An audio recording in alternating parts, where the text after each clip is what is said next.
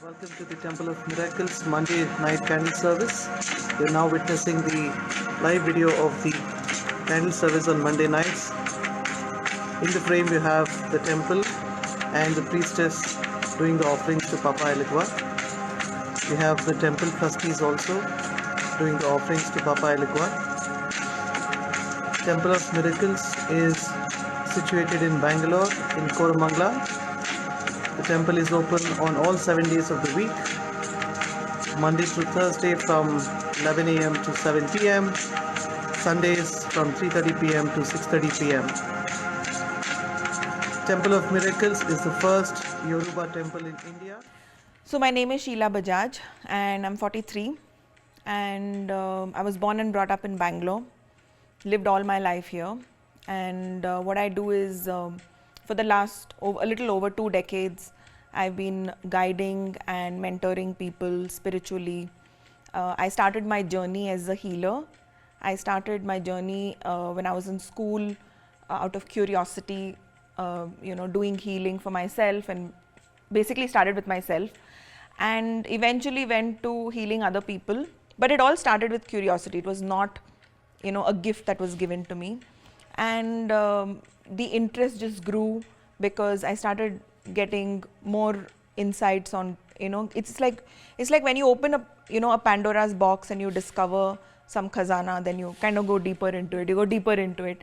So healing is something like that. When you start getting more information, then you start getting intrigued by it. So I got deeper and deeper and deeper into it, and eventually learned tarot, started guiding people in a more structured way because I felt just getting psychic messages was not structured. So I wanted a more structured way. So I learned tarot and then started reading for people where I give guidance through the cards. Eventually learned a whole lot of modalities and disciplines like feng shui, vastu, all of the esoteric modalities, numerology. So I kind of looked at my work as, like a jigsaw puzzle. But it all started as, a hobby. For the longest time I was in denial that, this is what I do as a profession.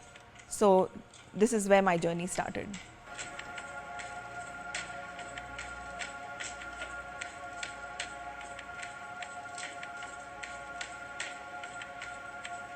Spirituality was always something that, was, it's like that one thing that you kind of go back to or you like. It's almost like, I like music, but that's not what I do full time. It's like that. So it's kind of like a hobby, the word hobby that, we talk about.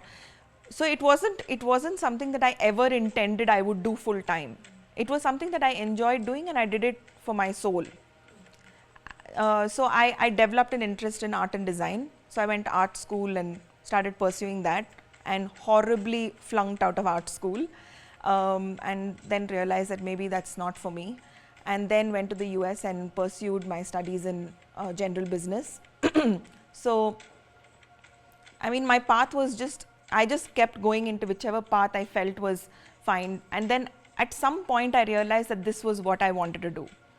So it was almost like, you can say, like I didn't realize that this was it until much later. Yeah.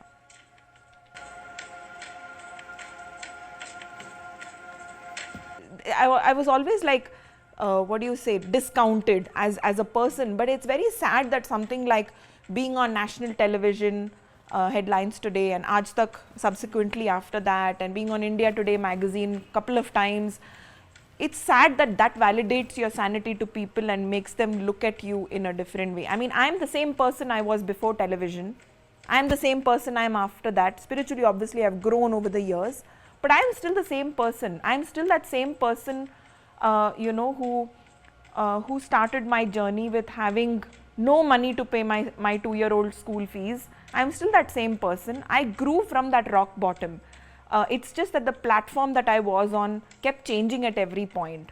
First there was radio, then there was TV, then there was, my TED talk, and then there was a whole bunch of things. So the platform keeps changing, but you as a person does not change. And that's why it doesn't, like a lot of people asked me after television, after I finished my 1-year stint with Headlines Today, like, don't you feel depressed? That's something that people go through after having the pinnacle of fame and then coming back to like a normal life. I said, "No, it's fine." वो एक phase था, you know, that whole thing. Now it's a different phase. So that never crushed me, because I did not feel that, you know, like it didn't influence who I am as a person. It's the platform that was a different. I did not shrink as a person. My platform shrank. You get it? Yeah.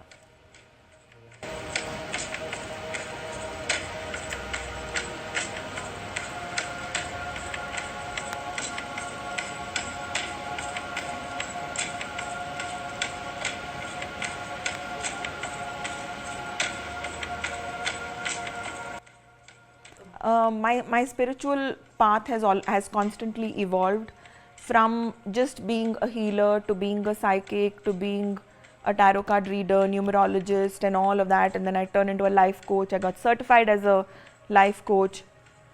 I authored a book called The Love Mirage. So my journey has constantly evolved. And at one point, I came across Yoruba, and we are sitting in India's first Yoruba temple. And you know, I like they say, right, when the student is ready, the teacher appears. So when the soul is ready, then your spiritual teacher also appears. You know, so spiritually, I think when I was seeking for something more profound, I came across Elegua. And you know, basically Yoruba is a 10,000 year tradition, and you know, I mean, people can read up more about Yoruba from the internet. There is a lot of information, good information, and there's a lot of rubbish as well. And you have the 7 orishas, and one of them is Elegua. So he is basically the deity of the crossroads. So and he basically stands at the gate between our world and the spirit world. So when you want something and your road is blocked, you know, you ask Elegua to open the roads for you. Basically, deities are not supreme God, but they're kind of appointed by supreme God to do all the chiller things for humanity. So Elegua is in charge of the crossroads, of obstacles, of opening the path for you.